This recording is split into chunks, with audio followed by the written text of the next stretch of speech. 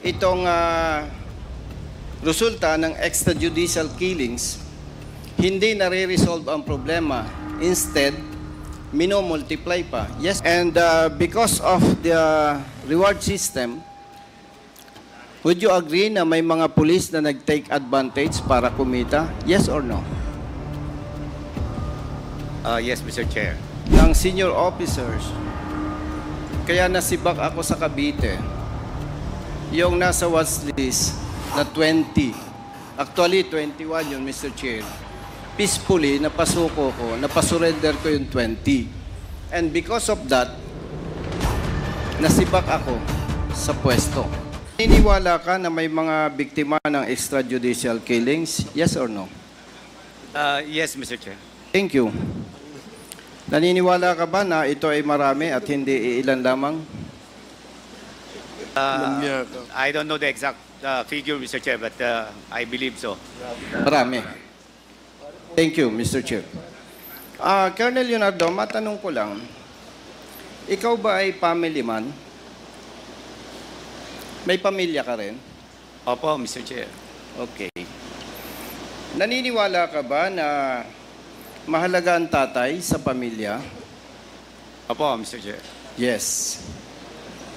Naniniwala ka rin ba na sa ordinaryong pamilya, pag namatay ang tatay, parang nasira na rin ang buhay at kinabukasan ng mga anak? Tama po yun, Mr. Chair. Yes. Naniniwala ka ba na sa ordinaryong pamilya, especially itong majority sa biktima ng extrajudicial killings, sa ating bansa, yung mga professionals, usually ang anak isa, dalawa. Pero yung mga maliliit na manggagawa, ang anak, 6, 7, 8. Tama ba?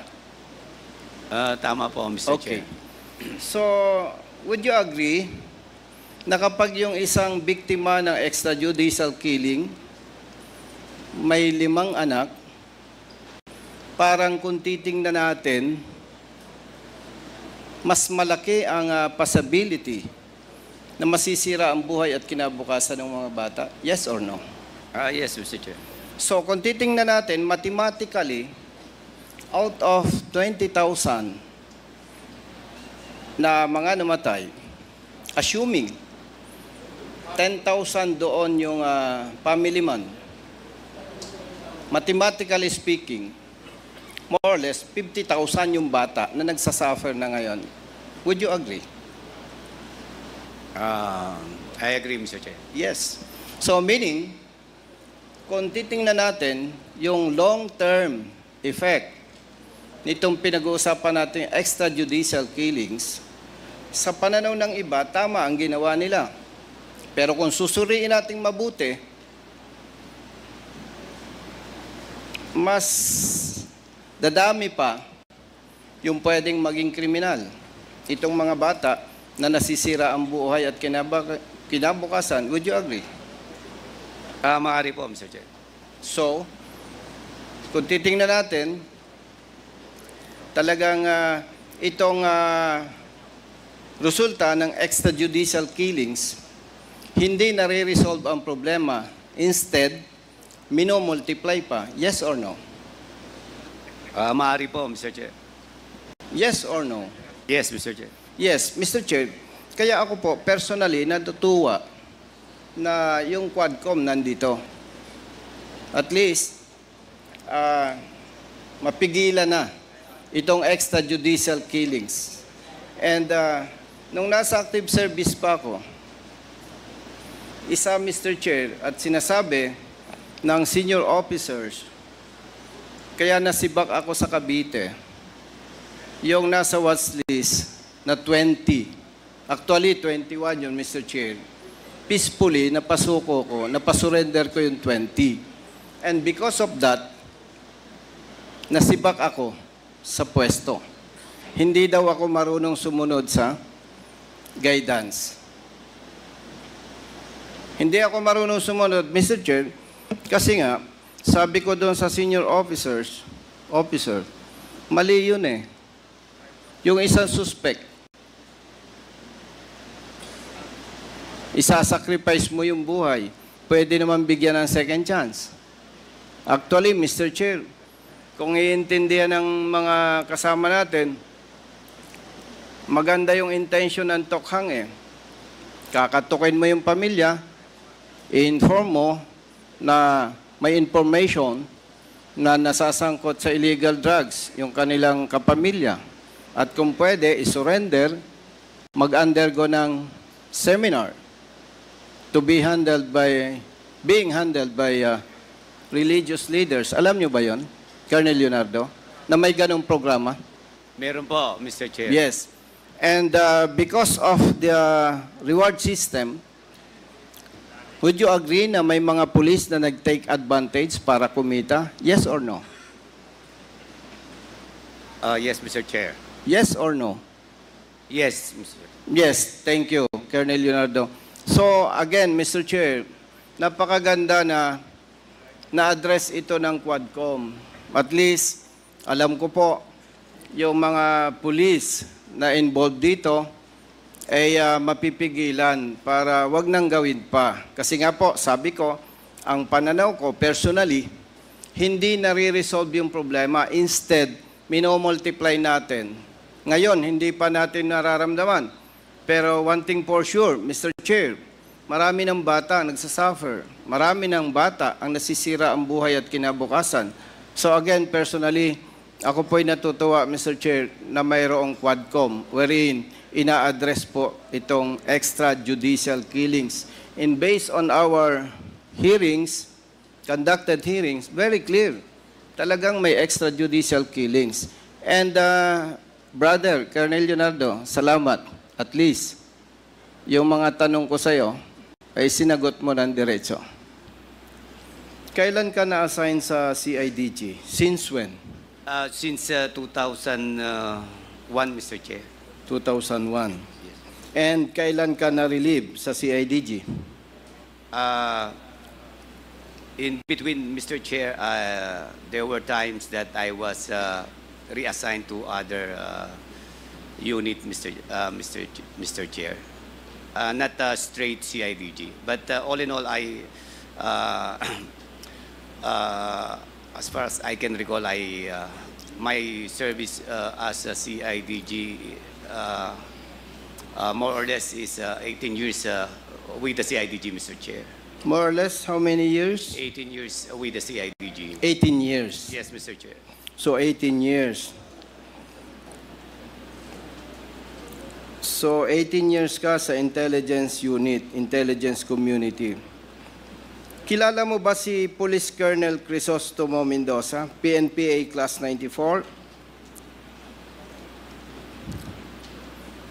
Hindi ko po kilala, Mr. Chair.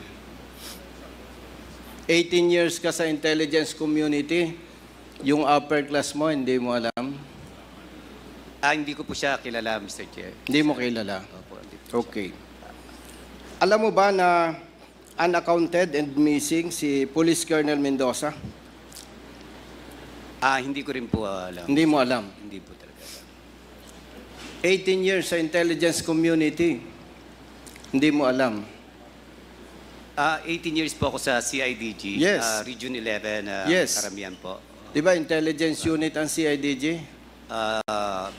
Partly, Mr. Chair, yung Yes. detection Okay. part. Yes, opo. So hindi mo alam na missing si Colonel Mendoza? Hindi ko po kilala kasi kung sino po yung... O sige, kung hindi mo resource kilala. na sinasabi niyo po. May narinig ka ba na missing si Colonel Mendoza? Wala rin po, Mr. Chair. Okay. Thank you, Mr. Chair. General Torres, sir. PNPA Yes, Mr. Class Chair. 93 po ba kayo? Yes, sir. So, underclass po ninyo si Colonel Mendoza? Yes, sir. Totoo po ba yung information na unaccounted and missing si Police Colonel Crisostomo Mendoza, PNPA Class 94? Tama po ba? Yes, sir. General Torres, sir, sa pagkakaalam po ba ninyo, maliban kay Colonel Mendoza, may iba pang police personnel na unaccounted and missing from 2016 to present? I have to check the record, sir. Please allow me to report it to you on the next hearing, sir. Okay, balikan ko lang po, Mr. Chair. Sa pagkakaalam po ninyo, ano ang dahilan? Bakit missing si Colonel Mendoza? If I recall it right, sir, I think it was on the end of 2017 when he was reported missing by the family. Chris Mendoza had worked with me on NARCOM in 1999, very shortly, during the time when we operated against Mayor Mitra of Panukulan, Quezon, where we got the 500 kilos in the ambulance and another van. We worked together in that, sir, at the NAR group. It was, I think, end of 2017 that he was reported missing. And we really have no idea, as of the moment, on the concrete details on this incident, sir. So may information po na sinasabi, sangkot siya sa illegal drugs. Tama po ba? Come again, sir? May information na sinasabing involved siya sa illegal drugs. During the time, sir, when he went missing, I think he was already dismissed from the service because he has a previous case of AWOL or another case of administrative case that he was appealing then with, I think, the Court of Appeals or Supreme Court. I'm not very, I cannot really clearly recall the details as of the moment, sir, but I think I can pull out the records and will report to you with more clarity on the next hearing, sir. Thank you, Mr. Chair. So, wala po kayong information na mayroon pang ibang PNP personnel na unaccounted and missing? I have heard some. What we hear, Mr. Chair, are some police officers killed in line of duty or otherwise, and but for the missing, I have to check on the records, sir, please. Thank you, Mr. Chair. Naitanong sir. po ito, Mr. Chair, para malaman po natin na maaring hindi lang politicians, hindi lang private individuals, even police personnel ay sinasabing involved at pwedeng biktima rin po ng EJK. Mr. Chair, may I respectfully move to direct General Torre to submit the list of unaccounted and missing PNP personnel from 2016 to present, Mr. Chair. General Torre, you are directed to comply with the request of Congressman Busita.